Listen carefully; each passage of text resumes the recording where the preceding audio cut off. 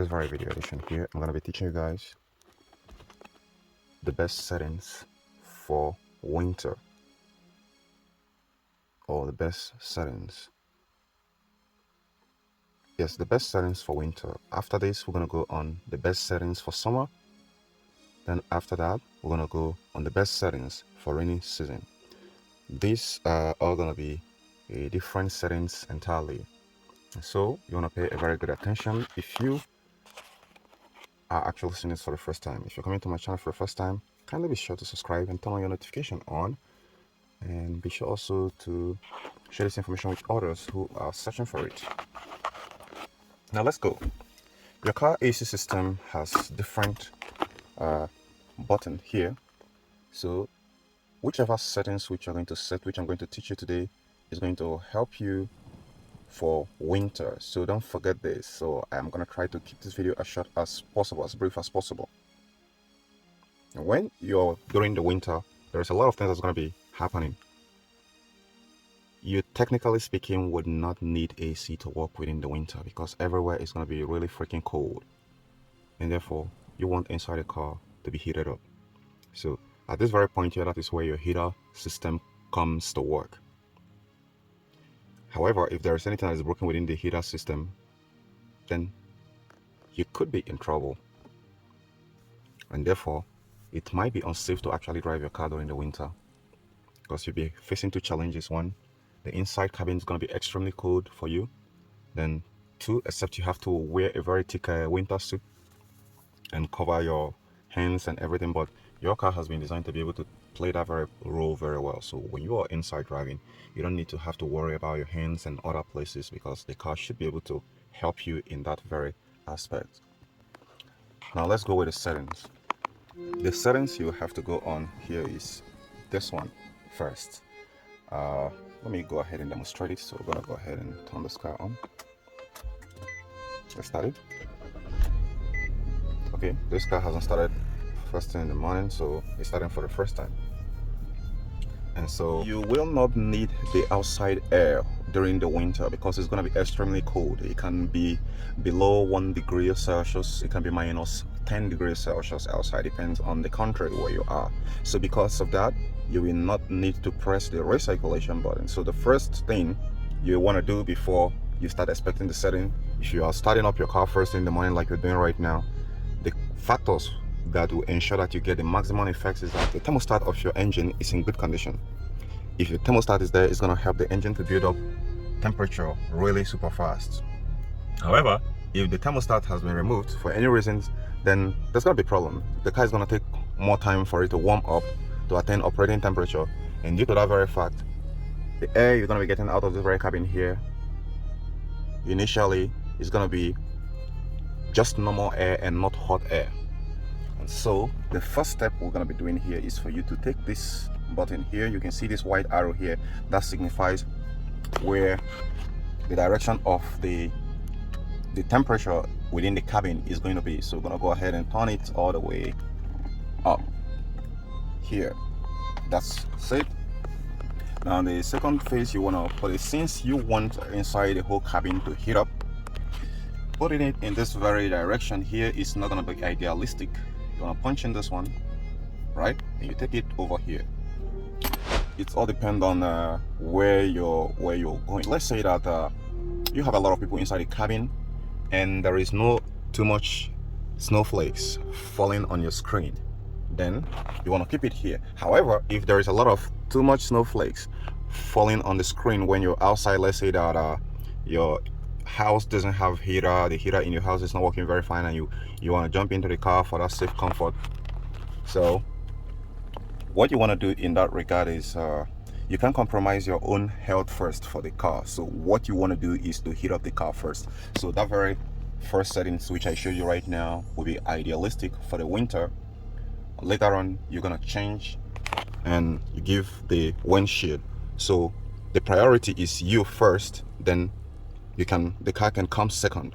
So in that regard, after setting it up to that, then you go ahead and switch this on. It's gonna be, if this button comes on, then you turn it off. We're not gonna be needing any AC. We're only gonna be needing a heater. So now let's take a look at this right now, you can see it's only 3 bar. You need to get to middle of it. That is the operating temperature for every car. Even if they didn't write it there, that is where it should be. So at this point where it is right now, you're gonna start getting a hot air coming out of here. There is already hot air coming out of here. However, there are some cars that might have a different opinion about this very button here. So in that regard, you want to punch it. And even if you punch it, let me let you know what is going to happen. Like in this case right now, it did actually have to boost the air that is coming out of the vent here. The AC compressor will never come on. However, there are some situations, if this climate control system is bad and you punch that button here and take it all the way to this very place here, the AC compressor will still come on. So you're going to be getting a mist of warm and cold air coming out of here. So right now we got 4 bar. That's almost about 2 bars for it to attain operating temperature, because the thermostat for this very car here has been removed by some mechanic. This is not my car, this is customer's car. So because of that fact, you might want to just turn this one off, right? So as I'm talking to you right now, hot air is coming out of here, but it's not very hot, but at least it's hot. It's hotter than the environment temperature. So if you have had this one turned on before, you want to turn it off, because you don't want any air from outside. You don't want the air from outside to come inside the cabin, because they can be lower than the inside cabin and can cause a lot of problems for you, right? They can compromise the heat that is coming out of this very vent here. So you don't want any recirculation, any air coming from the outside. All right, I hope you get this clear. So if you are using it for your own for the first time, like I said, you want to keep this one on and turn that off. I hope you get it clear. So the target that we have here is, if suppose your climate control system is bad, then you shouldn't kick on the compressor and be using more energy, because this is only going to, using this defrost, using the heater is only going to be allowing heat to come inside the cabin without the compressor engaged. So it's going to be using less energy. However, when you punch in this during the winter, it's going to restrict every outside air that is supposed to be coming inside the car from outside. So it will not compromise the heating effect that you're going to be getting in the car when you press this. It's only going to be using the hot air molecules that is already present inside the car to recirculate it within inside the car. So that's going to help keep the car warmed up faster. And also that's also going to help to remove the fogs and the mist that is right in your car. Now let's go on to the second part. The second part is if suppose inside the car has been heated well enough and you're about to go and there's still some lot of snowflakes that is hitting your windshield, then you can go ahead and tune it somewhere here. Now the direction of the air will go quickly to hitting your legs and hitting the defrost right there and remove any snowflake that is falling on your screen. Hope that is clear.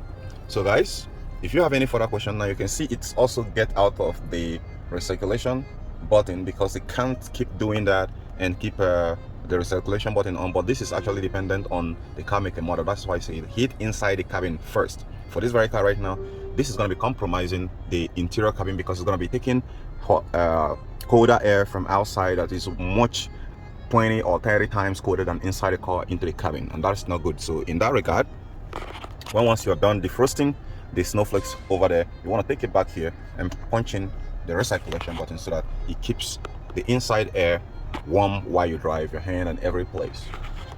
So guys, do subscribe to my channel, give this video a like, share this with others who want to know how to set up their car AC system, HVAC system for the winter. Now join me in the next episode where I'm going to be teaching how to set up your car AC system for summer. Then after that, we talk about the summer settings. It's going to be the better settings for heating days for cold days, for hot days when you want inside the cabin to be more colder. There is trick to this. So see you there.